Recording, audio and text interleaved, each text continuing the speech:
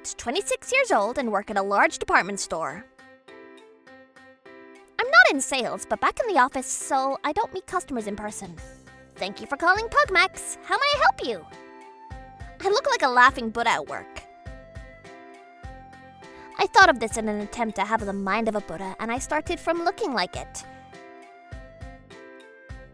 Lately, as soon as I hear the chime of the start time, I enter this trance-like state. Nonverbal, just the face, like this. Thank you for waiting. This is Paige. How may I help you? I'm a Buddha. I must have a Buddha's mind at work, no matter how difficult it is. Paige, my body and soul, let them be like hymns so it'll help my work go smoothly.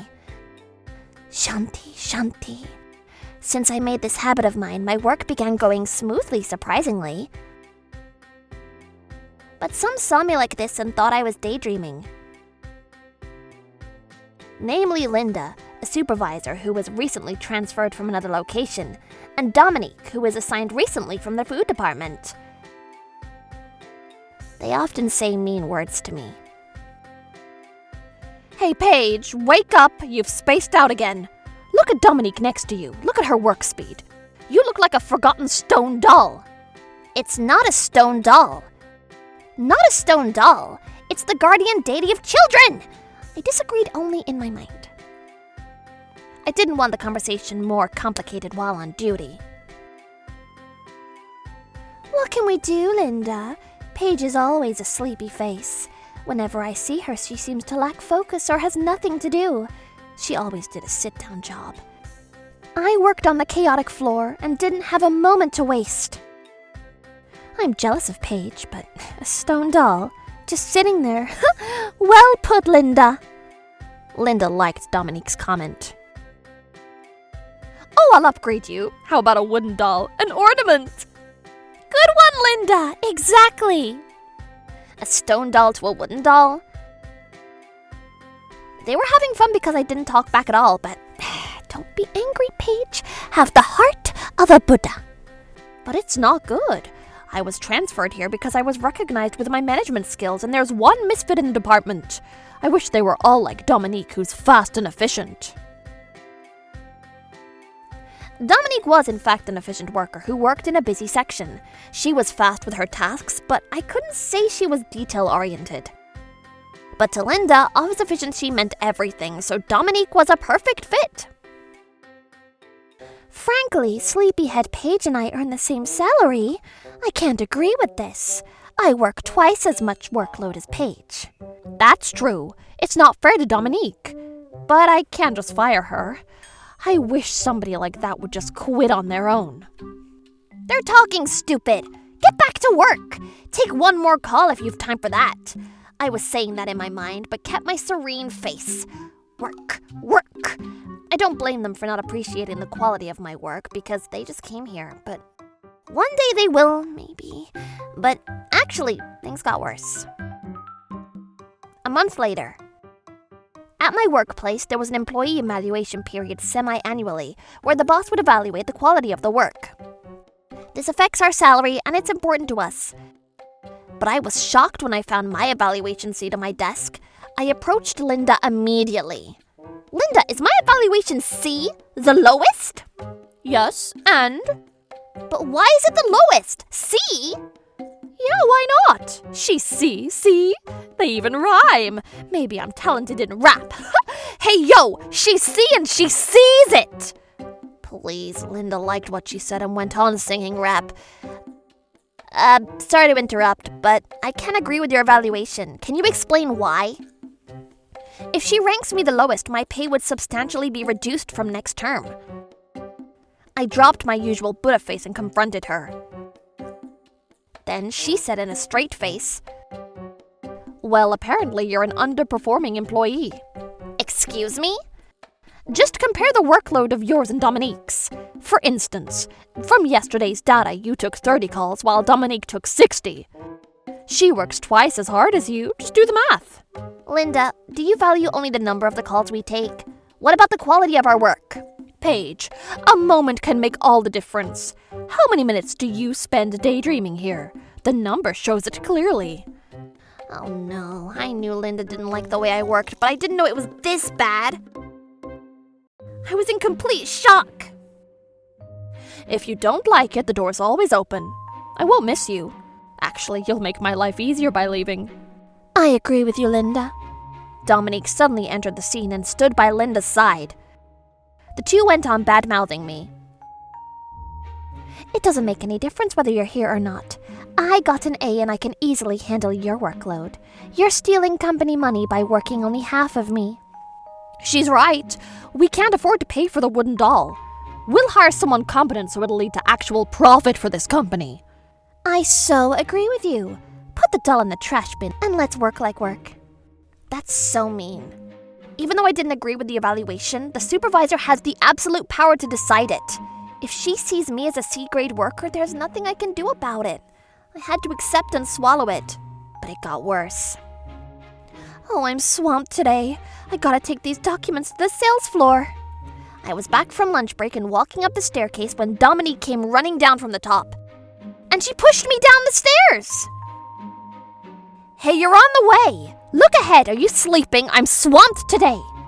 She suddenly pushed me away and I lost my balance in the middle of the staircase and fell down. Oh no, somebody help!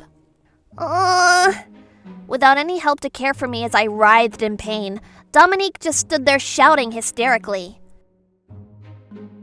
It wasn't my fault. She wasn't paying attention to where she was walking. It's not my fault. You were the one who wasn't paying attention, I was muttering to myself while losing my consciousness from excruciating pain. I was brought to the emergency room by ambulance. They found my arm broken. Since I fell down the stairs, they needed to check my head injury and I was hospitalized. Lying on the hospital bed alone, I was feeling rage at Dominique. How dare she push me down? It wasn't an accident. She intentionally pushed me down because she always despised me along with Linda. I couldn't stand those two any longer. I was trying to keep my calm at work, but this was beyond that. My anger reached its peak. I was no more a calm Buddha, mind, but becoming rather monstrous. But actually, I didn't. Monstrous and revengeful to Linda and Dominique? I wasn't. I'm not that stupid, because I knew they'd be in trouble while I was lying there. A week later, I was discharged from the hospital and returned to work with my arm in a cast. I stepped into the office where the large number of phones kept ringing. Linda, they don't stop calling. They all have complaints. What's the problem? Linda and Dominique looked at each other anxiously. I knew this would happen. I approached Linda's desk slowly. Looks like you've been busy. Paige, since the moment you left here, the phone hasn't stopped ringing. What's going on here? You don't know why? Because I was handling all the calls before. Huh? Watch and learn. I answered a call for her. Thank you for calling Pugmax. This is Paige. How may I help you? Hello? I bought X at your store, but it's Y and Z. How could you do this to me? I apologize for the inconvenience it caused you. X is Y and Z, is that correct? Yeah, it's Y and I can't use it. I understand that. I use X myself and it surely is Y. Yeah, that's what I'm saying. Could you tell me more details, ma'am? We would like to take your opinion into consideration. I tried to be understanding to the customer sincerely with Buddha's heart. The core purpose of my job is to be in customers' shoes and listen to what they have to say. So that's that. But now I think maybe I can use X for M. Now I found a new way to use it. While I was listening to the customer's story, they gradually cooled down and even chuckled at the end. Thank you for understanding. We could have explained more clearly when you purchased it. I'm sorry this caused you trouble. It's okay. You told me a useful tip and I'm glad I called. I'll use your store in the future when I buy some important stuff. Thank you.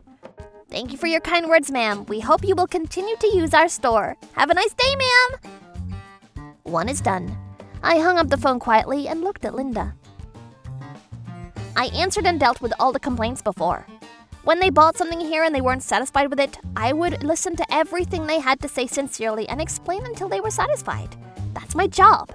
If If you don't do this and just mechanically handle the calls, they will call back with more anger. While I was talking to Linda, Dominique was handling the claim calls anxiously. Dominique doesn't take enough time to handle the calls. We don't see customers' faces on the phone, so we have to be extra careful to be understanding and polite. But Dominique apparently rushes the call and the customer feels it. They seem more dissatisfied than before they made the call. I see. I'm glad you're back. Linda seemed to realize the quality of my work finally and showed me a smile. But I laughed it out. Back? No, I'm not back. What? You have ridiculed me enough and evaluated my work unfairly, and I was injured on top of that. Who would stay at a workplace like that? I'm here to hand in my resignation letter and to pack my stuff. And I put the letter on the desk. Oh no! What would we do without you? But I'm stealing the company money and incompetent, aren't I? Dominique said too that it doesn't make much difference if I was here or not. So I'm just doing what you wished for. Please take as many claim calls as you can with the competent one, Dominique. Oh, you got another call.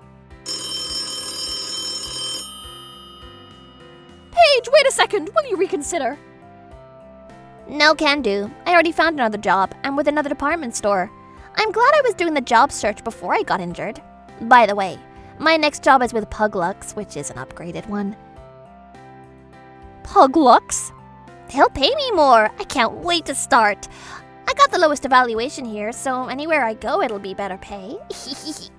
I still have pain from my injury, so I'm leaving now. Wait, Paige, please! Linda was still begging me to come back, but she couldn't leave the continuously ringing phone and stayed at her desk. I then walked away from the office with the ringing phones, and I never felt better. Later, I heard that the complaints were so overwhelming at my previous work that the main store decided to close the department and outsource the work. With nowhere to go, Linda and Dominique barely got jobs at a rural supermarket, but they were deemed unsuitable for customer service and began cleaning the bathrooms. I started my new job with customer services at the luxury store and taking calls every day. Thank you for calling Puglux. I kept my Buddha face here too. They say the customers are always right, and it seems to be working.